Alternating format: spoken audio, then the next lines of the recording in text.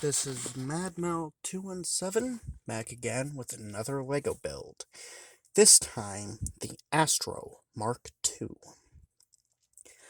The ASTR0 MK1 was a build that I had made when I was bored and before I had started my channel. So, I took bits from ChubbyBot's LEGO frame tutorials, built my own frame, then built my own armor. And that was the MK1. The MK2, which is what's here, is a much more condensed and more unique design than the MK1, partially because the frame, other than inspiration in the legs, is all mine. Starting at the head, the pilot's head is fully exposed, but it uses a minifigure, well, it uses a LEGO Minecraft astronaut for the pilot, partially because that's my only space dude, and it just works. And the torso, it's rather bulky, but covers the majority of the pilot, minus a little bit at the arm. Couldn't get to cover any more without issues. The bricks colliding. The arms, it has stud shooters on the shoulders because the original had spring-loaded shooters on the shoulders, and it was a lot bigger. So, scale down the weapons. Then, can't really see it because of video quality, but it uses greenish blue plates for the upper arms, and on the lower arms, several tones of blue and large winglet sections. On the original, those were purely aesthetic, being the large white helicopter blades they get in Zane's Titan Mech version remastered, because, well, I got that set. In the hands, simple claw design. The waist unit is separate from the torso because of what it has to do, though from the surface it doesn't look like it. The legs, I really like all the details I managed to get in it, using all the teeth and ingots, and just the shaping. Then, moving it around to the back,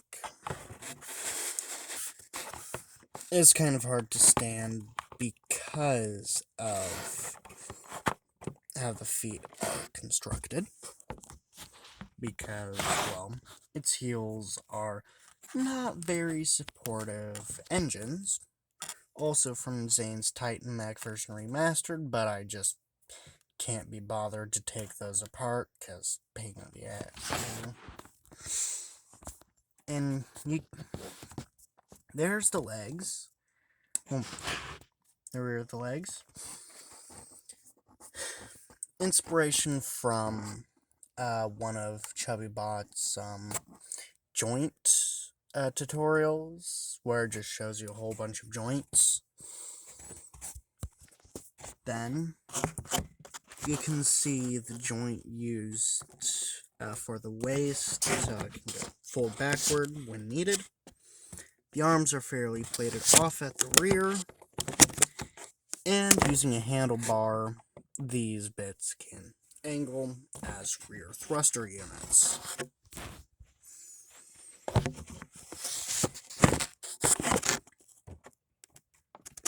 Then, moving straight into articulation.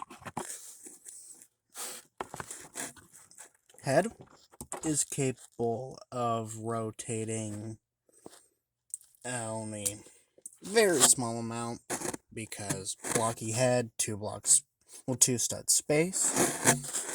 The arms have rear-facing butterfly joints that can go that far out, at least like this. It does have a above the elbow swivel. Oh yeah, I had to show off that arm can go that far out and that far in. Elbow can go to 90, even though it's double jointed. Then the hand can open up and close back up, and the winglets can fold all the way. I really need to find a better setup. Okay.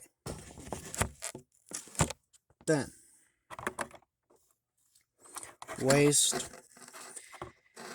I don't really count this as articulation, but it can count, because that's for its transformation. Because this one, yeah, it's a mech with a transformation.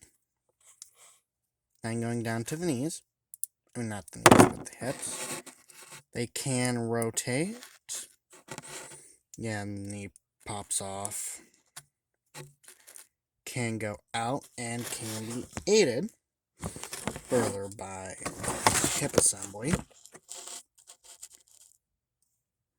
And putting the leg, well, the rest of the leg back on. It can swivel. Then it has single jointed knee.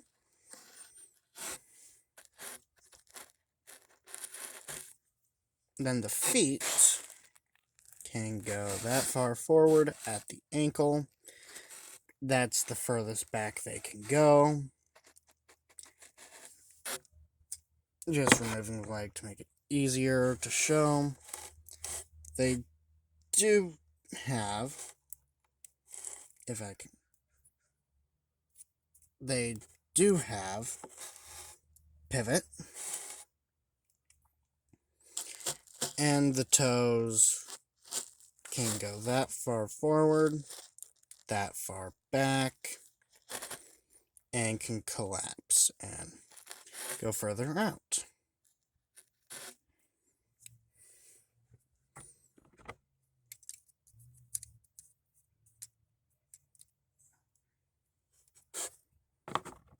Then,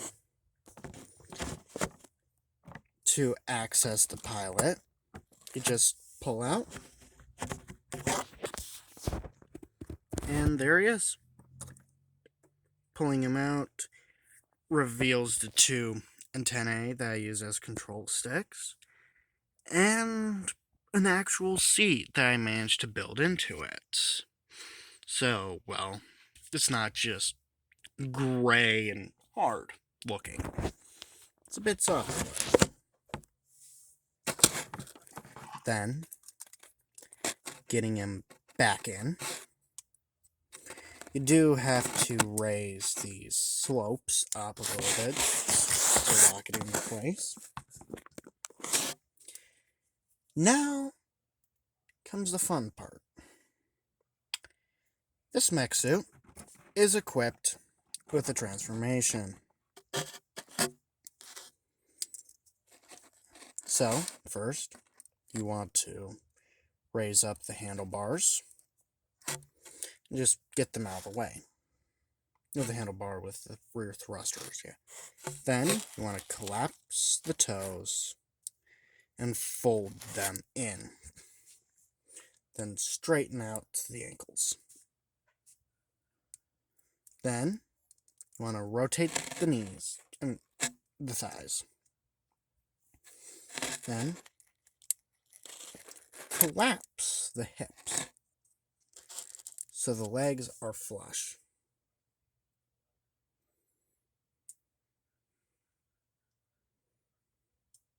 like so. Then, rotate them forward, which is easier said than done, like a lot of this.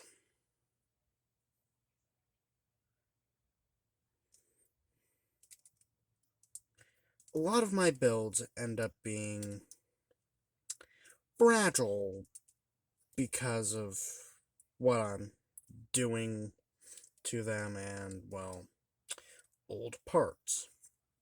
Okay, so the legs are forward like that.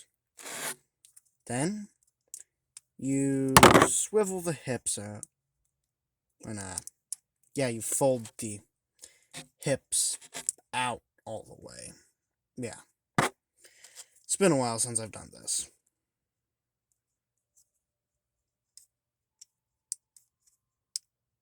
Wait. Do you rotate this around? Yes, you do rotate that the handlebars around so the thrusters are more outward. Then you just bring the legs together, like so. Raise the toes up, so they're kind of like very useless stabilizers, because this is a spacesuit. There. So there's the lower half, and therefore rear half, all done. Now the front half, you straighten out the arms, push in the elbows, then start folding it back. But before you do it all the way, rotate and fold. So the arm is like that. Then you rotate the stud shooter so it's facing forward. Splay that out a bit. Then repeat. Collapse. Bring back.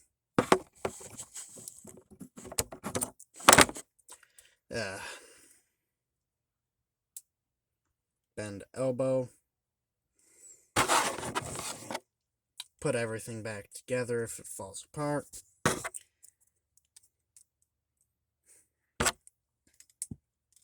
Which, a lot of this stuff is just connected on via one stud, so it falls apart. Even the bits not connected by one stud, like the middle of the thigh, likes to fall apart. And there we go. One ASTR0 MK2 in its flight form.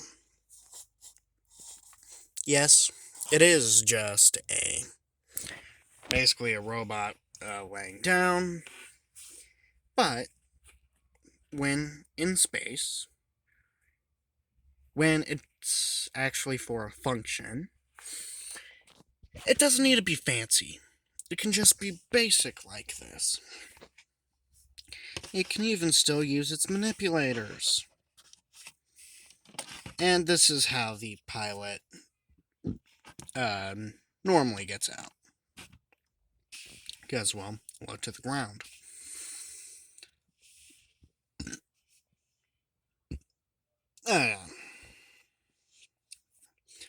I'll transform it back, then we'll be on with size comparisons. Okay, the ASTR0 MK2, back in mech mode.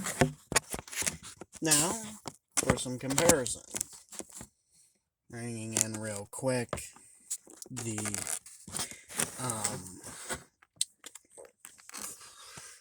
War Machine mech. You can see that they're actually about the same height. Though, if the War Machine mech could properly stand straight, it would probably be a bit taller. And, well, we'll talk about that in another video. Then, da-ba-boo!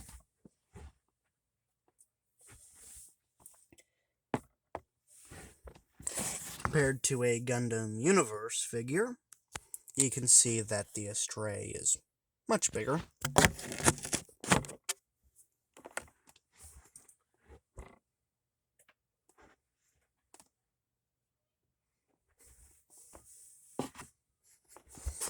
And finally, with a Warhammer miniature, which you can see is a lot smaller.